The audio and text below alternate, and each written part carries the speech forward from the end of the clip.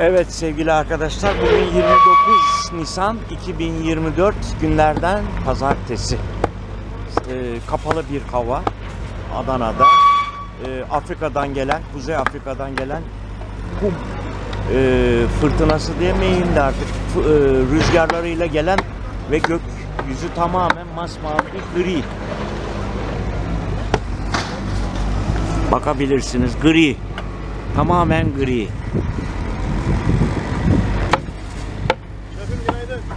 Günaydın.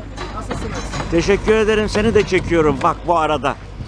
Bugünkü günü de söyledik. 29 Nisan 2024 günlerden pazartesi. Evet şefim. Yayını da kapatıyorum. Yayını da kapatıyorum.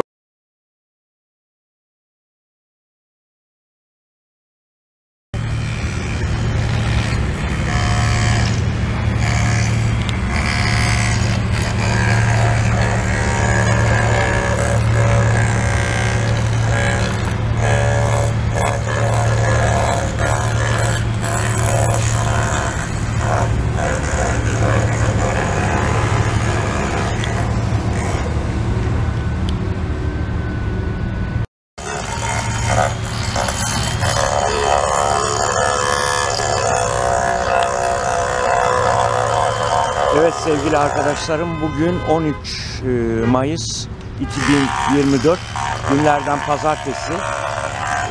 Bu GES dediğimiz güneş enerji santrallarının otoparktaki konstrüksiyonu, çelik konstrüksiyonu montajlanmaya başlandı. Bunu da tabi raporlamak için bu videoyu da çekiyorum şu anda. Beni izlediğiniz için teşekkür ederim.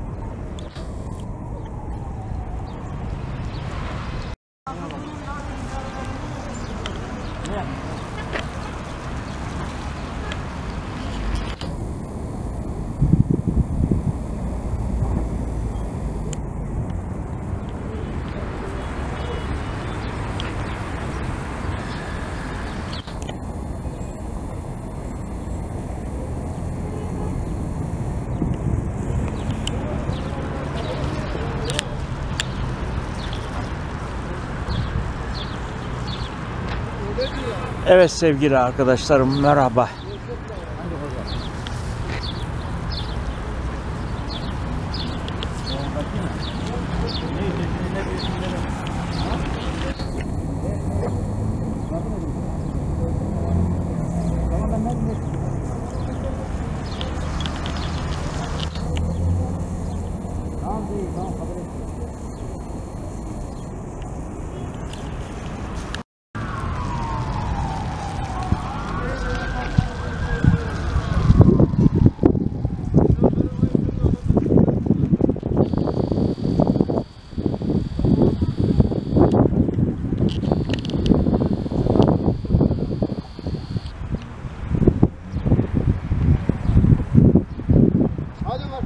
Saat 1:30.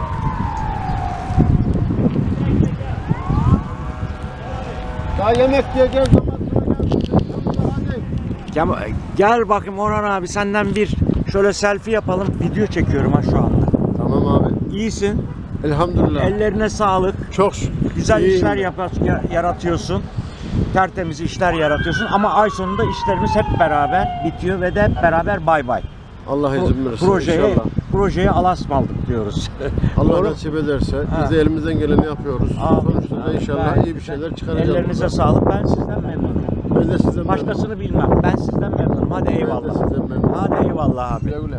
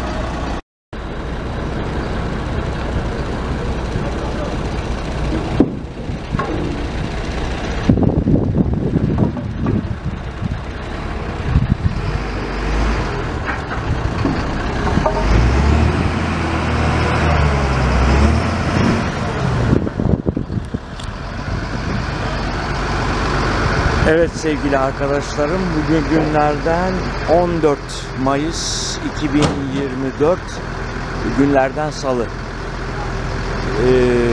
Bu güneş enerjisi santrallarının çelik konstrüksiyonları Konya'dan geliyor. Konya'da bir firma imal edip buraya gönderiyorlar. Şu anda onun nakliyesinin boşaltılması yapılıyor sahaya. Beni izlediğiniz için çok çok teşekkür ederim. Sağ olun, var olun.